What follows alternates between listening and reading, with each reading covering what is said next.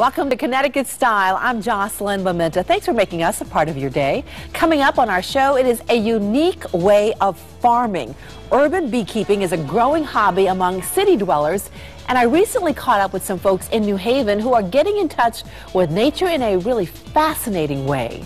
Plus, a thought-provoking book that will resonate with animal and fiction lovers alike. Author Neil Abramson talks about his debut novel, Unsaid. Now let's check in with Teresa in the kitchen. We're going to have some fun in the kitchen. I'm here with Chef Deborah Queen, the queen of green cuisine. That's me. Very nice. Got my green cucumber. Terrific. What a lovely setup you have here. Thank you. And you mentioned everything was from your garden. Yeah, all the herbs and everything I grow myself, a lot of my own vegetables and fruits. Terrific. And what are we making today? We're making watermelon gazpacho. Ooh. Yeah, another way to use a nice, cool, fresh watermelon, and they're in season, so why not do a nice themed... And it's kind of like a cold soup for people that don't know. It is a cold soup, yeah. It's just like a tomato gazpacho, only it's made with watermelon. And so we're going to have a really good time with that. All right, well, let's get the show on the road, look right into camera 2, and tell everyone what they're going to do. Yes, relax. You're dining with style.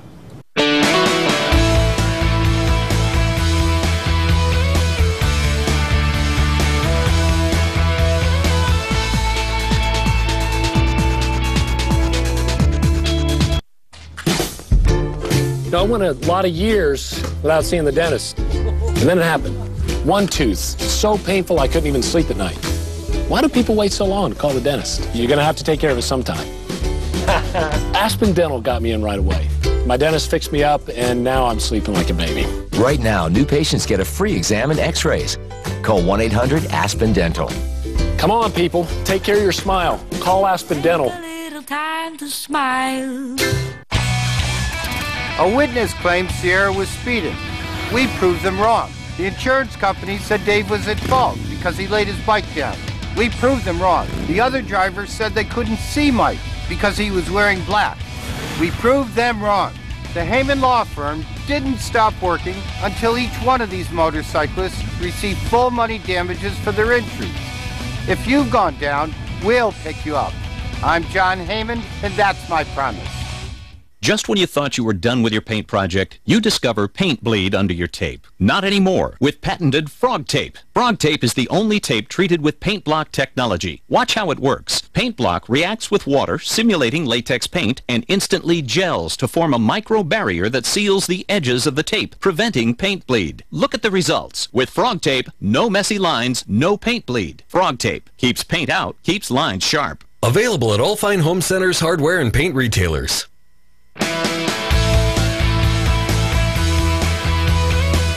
You don't have to leave the city to get a feel of farm life. There's a little bit of country in places you probably wouldn't expect. Just take a look around. You may even find it in your own neighborhood. Historic Wooster Square, where shady trees line the streets and brownstones punctuate the charm of this New Haven neighborhood. But look closely, and you'll find that city life is more like green acres.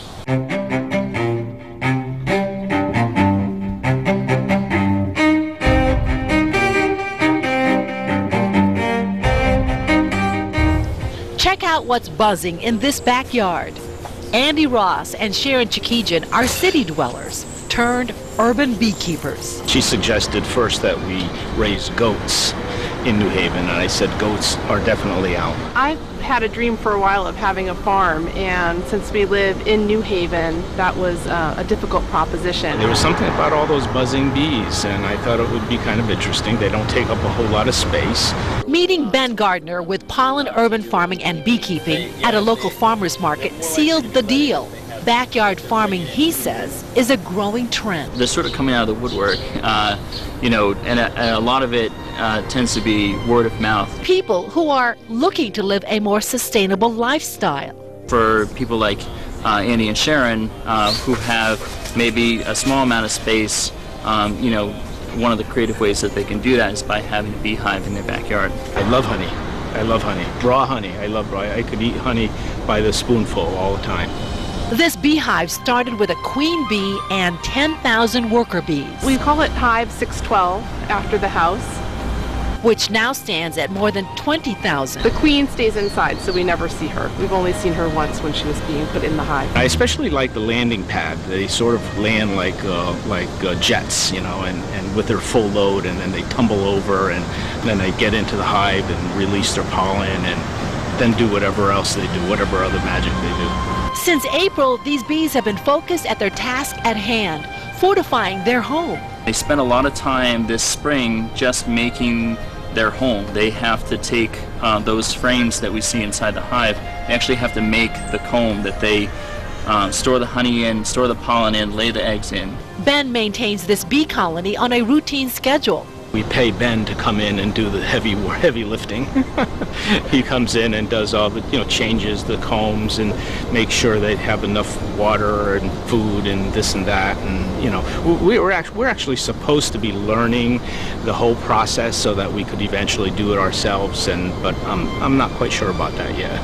Until then, it is Ben who protects himself from getting stung, though it comes with the job. Usually all I need is a veil, which is a hat with netting around the head, and I like to wear gloves just because when the bees are crawling on me, it keeps me a little bit more calm and centered. The veil helps just to kind of keep them off my face, which, you know, you have a bee crawling on your face, no matter how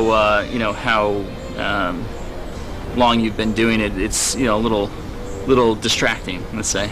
Let me tell you about the bees. Not agitating them while they're collecting nectar and pollen to survive is a sure way of keeping from harm's way. The bees are actually very, very calm as long as you're calm. And the most important thing to remember is to not panic, not to swat at them, just to, you know, treat them with care and to not disturb the hive. People and bees can coexist even in smaller spaces like an urban space, you know, just as well as anywhere else. To coexist, puffs of smoke help to calm the honeybees. It helps calm the bees. Basically, it sort of makes them feel as though there may actually be a fire nearby. And what it does is it makes them go kind of down in between the frames, and they actually start supping up some of the honey in case they have to leave, because there may be a fire. And that sort of calms them. It also kind of engorges their abdomen, so they're a little less able and likely to sting. Something else you need to know. They'll fly up to 2 or 3 miles from their hive if they need to collect water, nectar, pollen. But even in a city, you have plenty of decorative flowers in people's backyards, lots of tree blossoms, and even in vacant lots, there's plenty of weeds. Sharon, an emergency physician, has looked into the history of honey, which dates back to ancient Egypt thousands of years ago. They used it as an antibiotic ointment and as a wound dressing, and there's actually been several studies recently comparing antibiotics to honey.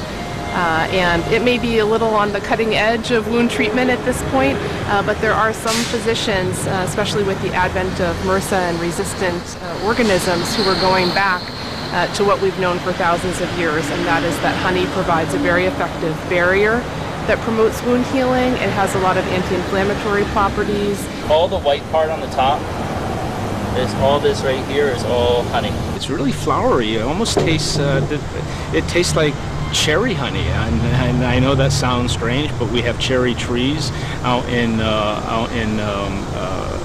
Worcester Square Park, and maybe it's in my head, but that's sort of what I'm feeling. Okay, let's taste it. It's delicious. Isn't it good? And the bees don't get mad we're eating their honey, Ben? We try to limit how much we take from them. Like I said, we only take honey that's surplus.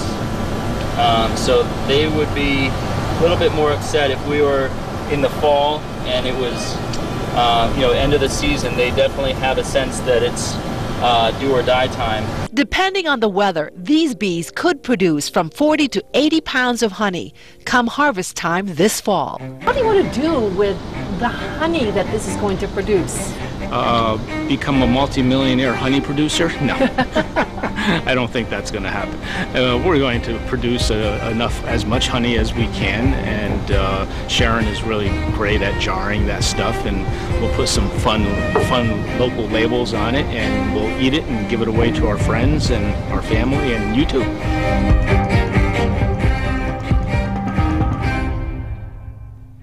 In total, Ben manages 26 hives in the New Haven area, Teresa. Oh. And now that beehive is about 2 square feet. And Ben tells me the queen bee lays somewhere between 1,500 to 2,000 eggs a day. The more the bees, of course, the more the honey. And so far, Andy and Sharon have not yet been stung. Get out of here. Yeah, Really? seriously. They say they're really careful. They try not to disrupt the bees. I can't believe that is in Worcester Square. Yeah. Right across the street. So It's such an urban area. You wouldn't think there would be beekeeping. So if you're in the area and you see some bees, they could be coming from Andy's backyard. I guess so. I wonder what his neighbors think. I don't know. I didn't ask. All right, Jocelyn, thank you. Coming up next, it's a refreshing addition to any meal. Chef Deborah Queen shares her recipe for watermelon gazpacho. That's when Connecticut Style returns.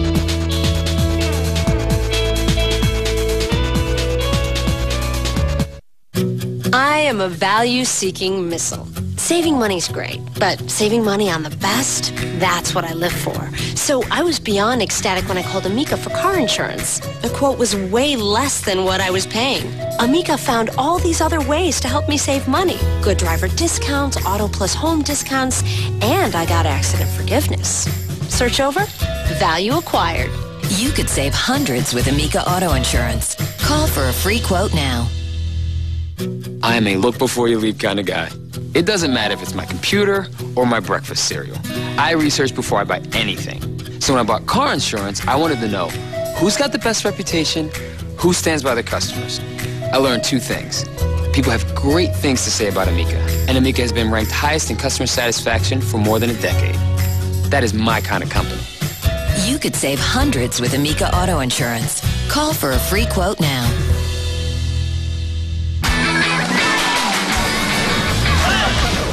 Ride the new revolution all summer long. Save big online at lakecompounds.com or when you show your Stop and Shop card at the gate. Hurry, offer ends soon. Here, kitty.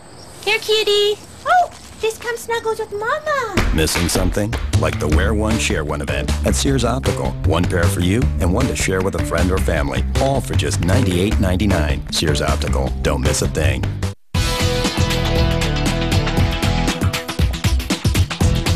Hot soup may lose its appeal in the summertime, but when it's served cold with fresh garnishes, it can be a refreshing appetizer, entree, or even dessert.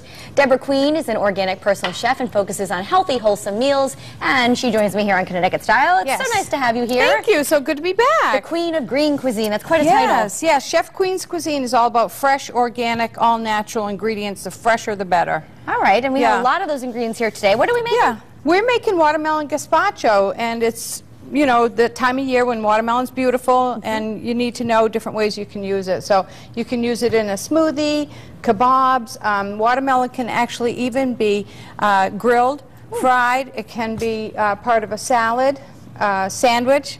Wow, lots of options dessert. there. I mean, there's a lot of things you can do with it. So. Well, let's get started because I know you're going to put me to work. Yes, you're going to work the mezzaluna. This is an ancient cutting board, if you will, and it comes with this curved blade here. And this is mint. I grew all of these herbs in my garden, by the way, all organic. And you're just going to strip the mint, and you're going to put it in there and chop it. Okay, and I can while handle you're that. doing that, I'm just going to show you that on the celery, which is one of the ingredients here, we're going to strip the outside.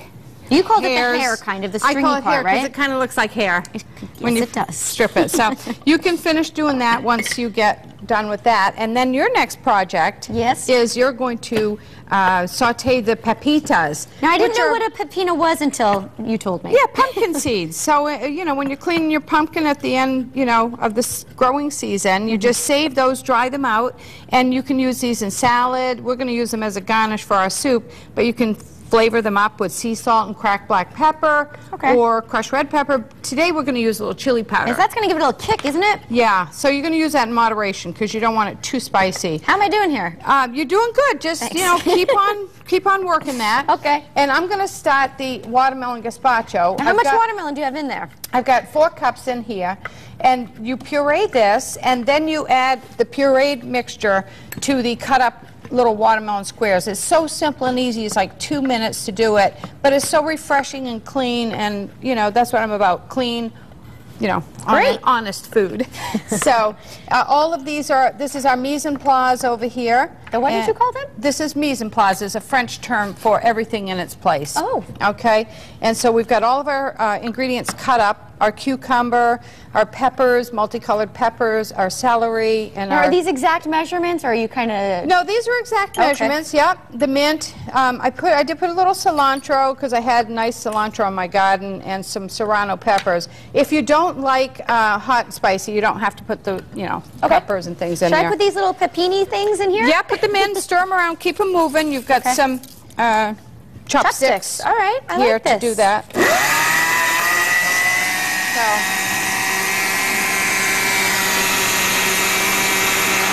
Now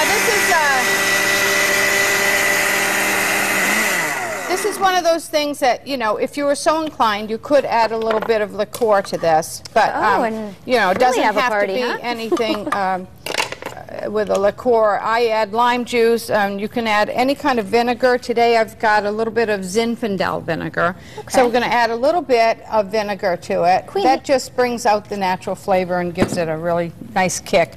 And we've got fresh squeezed lime juice that's going in there. That's another component of the liquid mixture.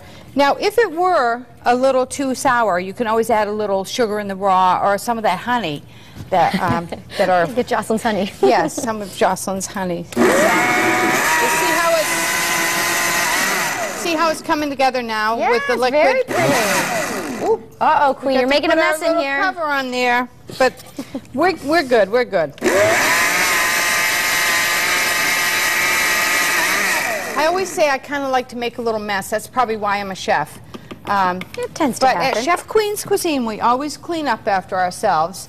And so I, you know, as a personal chef, I go into people's homes and cook meals for them, and I do special dinner parties. Queen, how can they get a hold of you if someone is interested? My number is 203-218-1009, or Chef Queen's Cuisine. I think we had to turn it a little bit.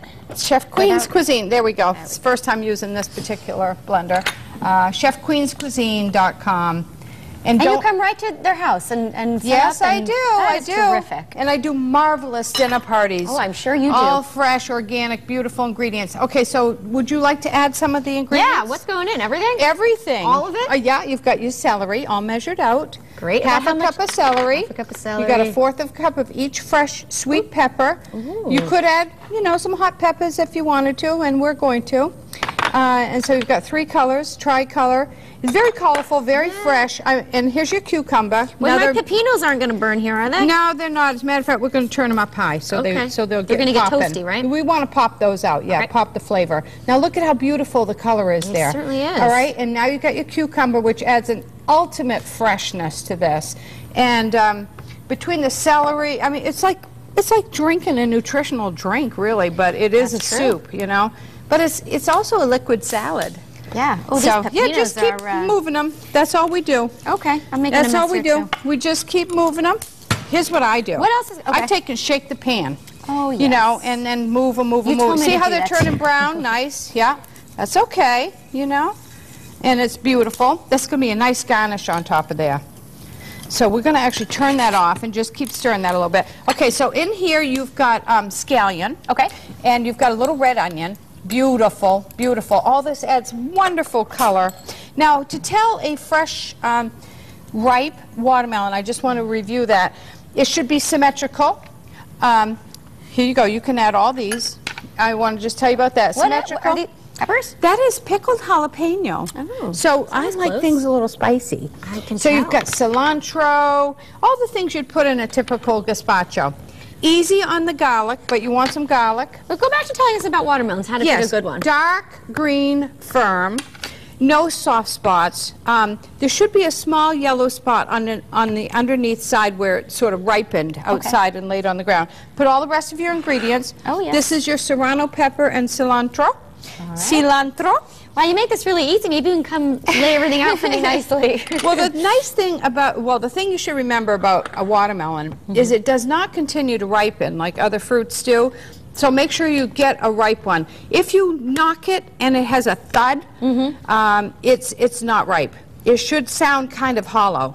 All right. Actually, so Queen, we're most kind of people don't running know. out of time, but we're going to check back at the end of the show. We're going to have A little Jocelyn come olive in, oil, and she's going to lemon want to taste olive oil. this. All right. Okay. Let's put all the information on our website, WTNH.com. You can find the recipe there. And up next, the unique healing power of animals. Neil Abramson talks about his debut novel, Unsaid. That's when we come back. Don't go Very anywhere. nice.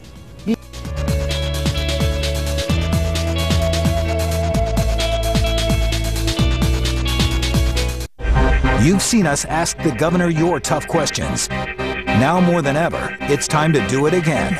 Your voice, your chance, your questions. Send them to us now through WTNH.com. Then watch tonight at 5:30 on News 8. You brought us all these story ideas through Report It. Veterans concerned about losing transportation contacted News 8. Then we got to work on them and got real results for you. Thanks for being a part of the team, and keep those story ideas coming. Congratulations to the winner of the Fix My House Kitchen Makeover Contest. For more information on the Grand Prize Kitchen and to watch the entire renovation process, visit the contest page at WTNH.com. Fix My House is sponsored by Shaw Remodeling and these supporting sponsors. Tonight, the dramatic Bachelorette season finale. JP, Ben, both will propose. You marry me? But will she say yes to either? Can't do this anymore. The Bachelorette season finale tonight, 8/7 Central on ABC. Can't stomach bumpy flights, rough roads, or bouncy boats? Take less drowsy once-a-day Bonine to prevent motion sickness and be ready to go this summer. Bonine, travel well.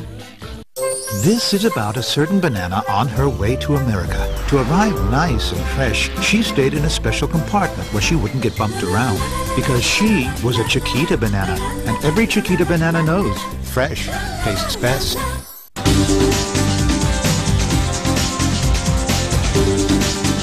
How real is the connection between humans and animals? In his debut novel, Unsaid, Neil Abramson weaves these questions in a thought-provoking story about animals, afterlife, and the power of love.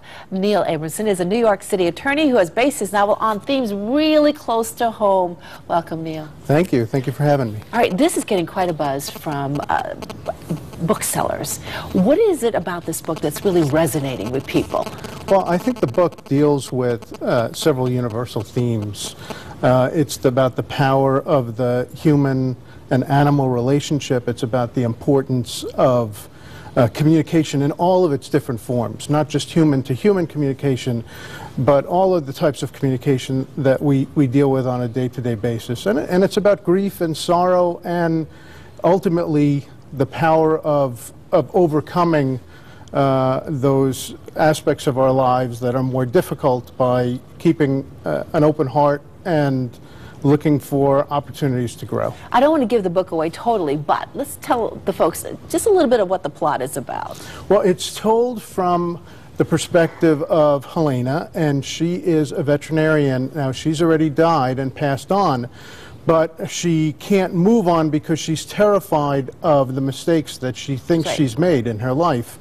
And so she's stuck. She haunts and is haunted by everything that came before and what she sees. She's left behind a house full of beloved but difficult and damaged animals, her husband who's struggling with his grief, and her last project, which was a chimpanzee that she helped teach sign language to. And it's her observation of what's going on from sort of the afterlife that allows her to understand what it really means to be human and the value that she's brought to everybody's life. And one of the characters, I think, said there's a difference between unsaid and unspoken. Right. Exactly. The theme about, one of the important themes of the book is that communication can take place in so many different forms. It doesn't have to be written. It doesn't have to be spoken. It doesn't even have to be between the same species. Now, obviously, there are differences, but the most important aspect of communication is that it has to be a message that's delivered and received, and it matters. And in order for the message to matter, the most important thing is you have to care. And that's really the core theme of the book. It's about the need to care about these things that we interact with. Have you always been passionate about animals? Absolutely. I've grown up with animals, but when I met my wife, who's a veterinarian, I met a lot more animals. And I really came to understand that each animal has their own personality, their own needs, and it's about the one-on-one relationships that you develop with them that you really get to know them. And they're just remarkable for who they are and for what they are. There are clearly differences between humans and animals, but they are important in their own right. Absolutely. I can look at my dog's eyes and know what he needs and wants. Exactly. Can you do the same? Yeah, I can look at them, and sometimes they bowl me over when I'm not really in tune to what they need and want. Or, you know, the cats will wake you up at 5 o'clock in the morning because they want to go outside, and communication takes place in a lot of different ways in our house. Let's tell everybody that you are actually doing some book signings, and we have the first one coming up August 5th, Books on the Common in Ridgefield, August 23rd, at R.J. Julia in Madison, and then September 10th at Bank Square Books in Mystic. Neil Abramson, thanks so much for sharing your book with us. Oh, thank you for having me. It's been wonderful. You're welcome. All right, stay with us. We have more Connecticut Style right after this. Screeching tires and shattered glass, you were just injured in a car accident. But what if I told you the worst is yet to come? Battling for months with insurance companies to pay a claim is sometimes worse than the accident itself. I'm attorney Vincent Trantolo. After a car accident, know that the insurance company makes more money when they take as long as possible to pay you as little as possible. For our 24-hour promise, call 888-TRAN-TOLO. Cool Smiles. We're the fun way to keep your family's teeth healthy. Our office is built for the whole family, especially kids. Plus, everyone is friendly, not just us. If you want, Mommy can come back with you. Or watch from the window. We see everyone in the family, even kids as young as 1. And we accept most types of insurance. If you want quality dental care in a clean, safe, and fun environment, just call today to make an appointment for you or your child. You know us, the Cornell Scott Hill Health Center, your medical home for over 40 years. Visit our convenient care walk-in clinic when you have an earache, a sore throat, an upset stomach, or just don't feel well. No appointment necessary, and we're open late most evenings. Most insurance accepted, including Husky and Medicaid. No insurance, no problem. Stop by our convenient care walk-in clinic on Columbus Avenue in New Haven. The Cornell Scott Hill Health Center. You should see us now. We're ready to try the gazpacho. All right, Deb, what do we need to be doing here? What's Teresa going to do? We're going to finish this with garnish, toasted pepitas with chili, a nice little star-shaped. How am I doing? Okay. And you got mint. All right, great. Thank you all for Chef watching. Queen's Cuisine. Okay. All right. See you tomorrow. Enjoy.